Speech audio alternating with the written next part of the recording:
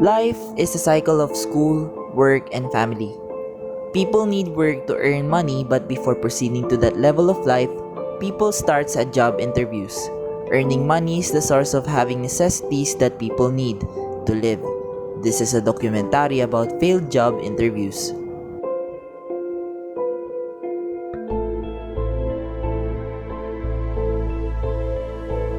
According to the Philippine Statistics Authority, the employment rate in October 2019 was estimated at 95.5%.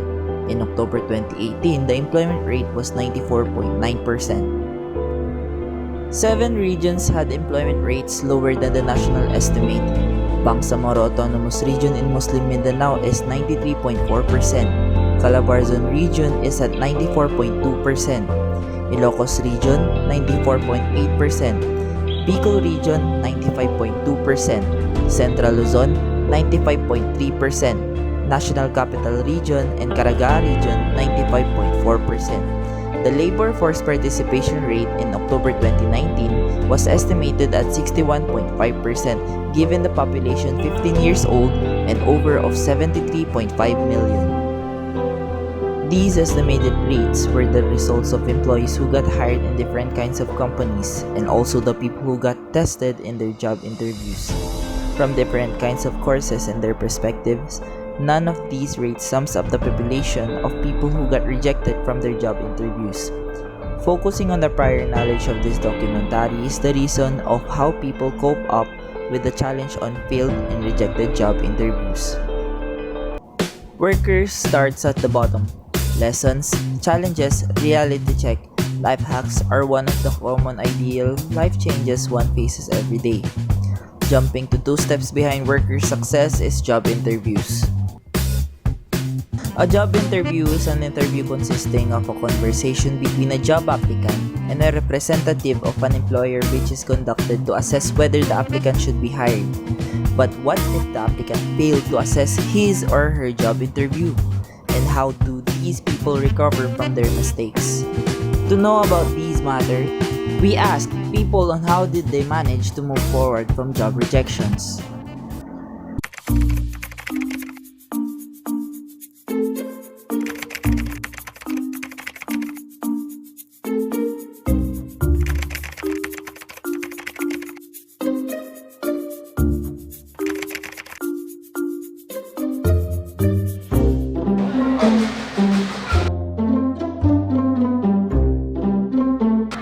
Call center. Una akong nag-apply sa call center.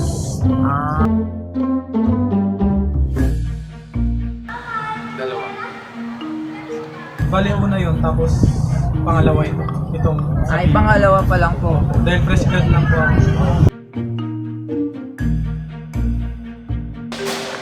Isa lang. Oo, madaming beses na and maraming instances na akong na-check sa mga interviews.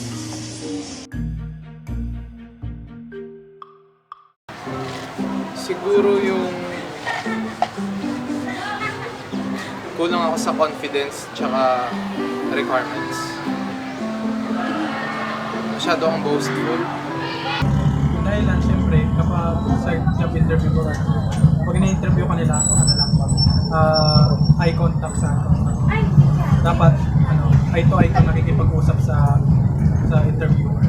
Tapos yung respeto, yung posture, yung tindig ba, tapos yung way of communication tapos. Example na dyan sa experience ko sa pag-apply ko sa mga call center. Hindi naman lahat ng call center talagang pasok yung standards nila sa quality score or ewan ko. But then may instance na hindi ako natanggap and then talagang tinanong ko yung interviewer kasi nakaabot na ako sa final interview and then all the while babagsak lang ako.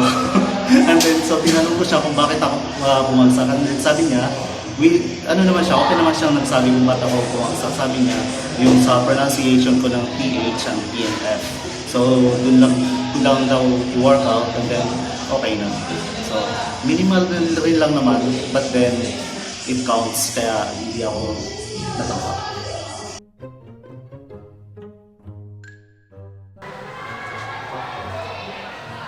nakuha ko dahil siguro sa in-apply ko yung mga nakita kong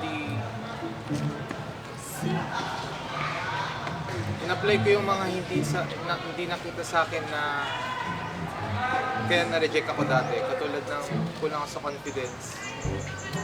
Tsaka inasikaso ko agad yung mga requirements ko. Ayun.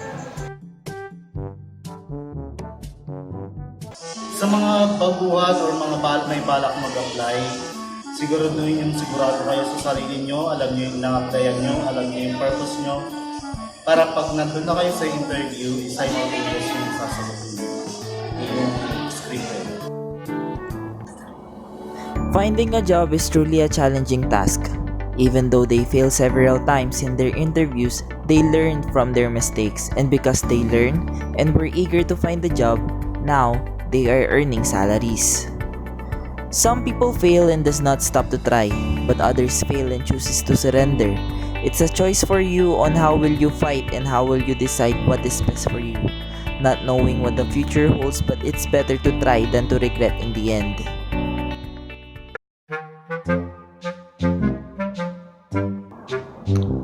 If you already experienced too many rejections while looking for a job, maybe it's not your resume's fault.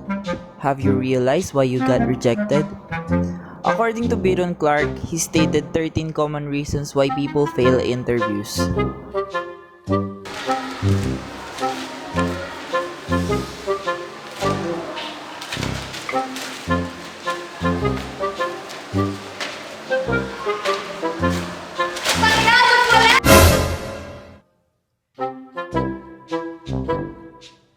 Employers want to hire someone who's thorough and hardworking, no matter what job you're interviewing for.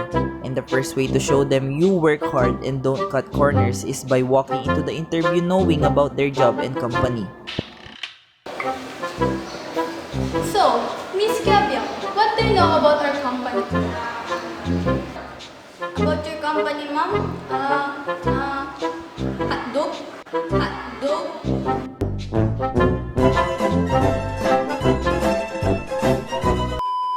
Huh? Hotdog? What are you talking about?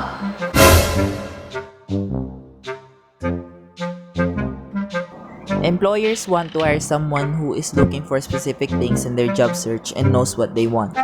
Otherwise, they're going to be afraid you'll get bored, not like the job, leave as soon as you find something better, etc. And how can you know their job is a good fit if you don't ask any questions? So not asking enough questions is a huge red flag to employers and will make them worry that you don't really care what type of job you end up with. You're desperate and just want any job, or you're trying to do the bare minimum to get hired. Should I send an email?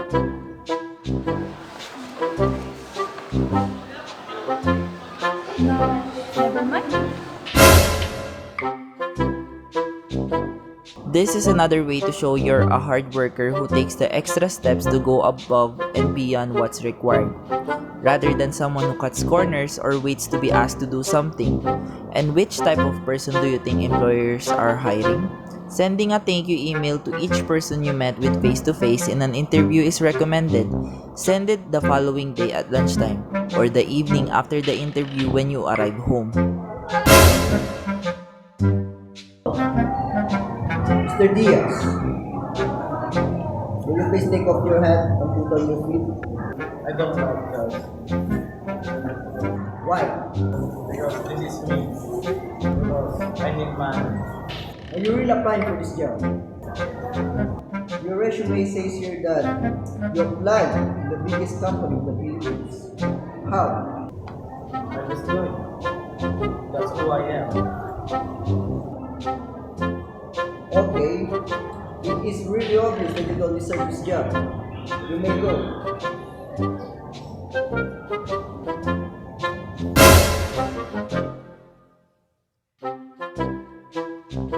It's important to be authentic and admit when you don't know something, and then show you're willing to learn it. Saying no is better than giving some long-winded answer.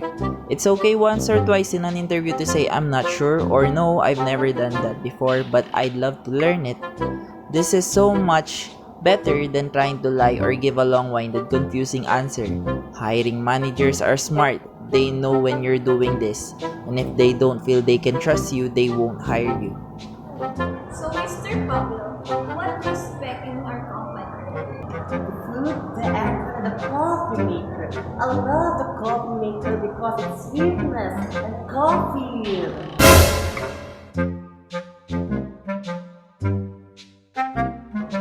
This is something a lot of job seekers don't realize or just really underestimate.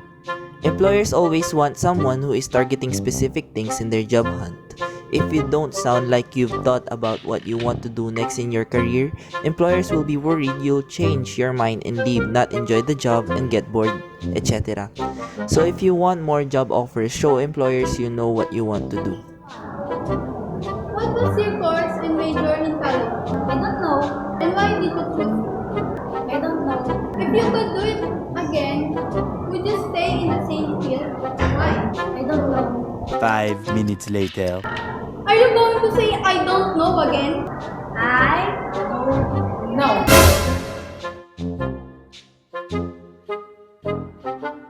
After showing them that you know what you're looking for in your job hunt, be ready to explain how their specific job fits into that. This is where doing your research helps.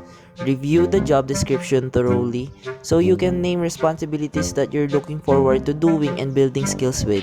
Okay, Mr. De La Cruz, your resume says here that you are an expert in producing diets. Is that true? Alan Topi, can you fulfill this job well? Yes, maybe.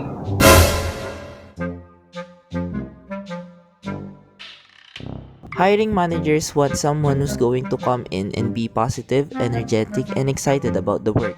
It's okay if you're not the loudest, most energetic person, but you need to turn it up a little bit and show some enthusiasm.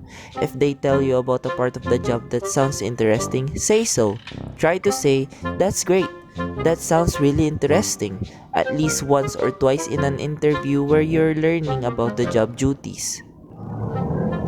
Subarin.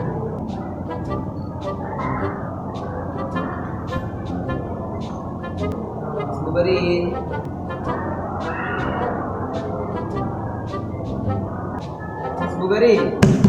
You're not listening. Stop what you're doing. Stay focused. Ikaw pa rin pala ang hanap-hanap narapap.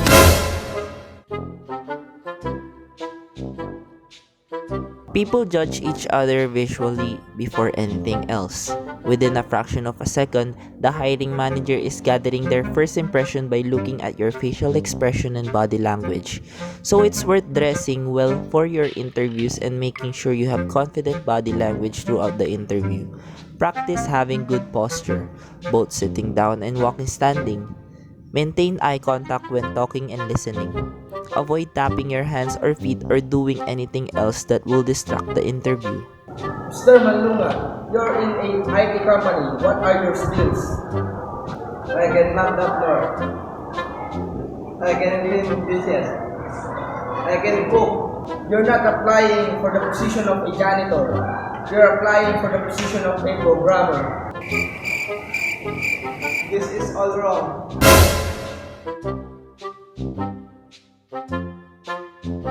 It's also possible that they invited you to interview and then realize your background just isn't quite what they needed.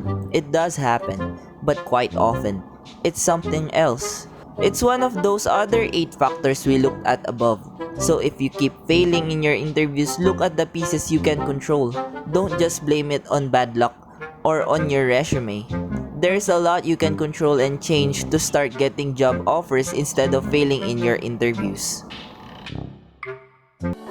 Don't ever forget that life is challenging. But don't even forget that life can be exciting. Always remember to keep trying, keep going. You're just one good interview away. On behalf of the Odd One Group, this is the documentary of failed job interviews.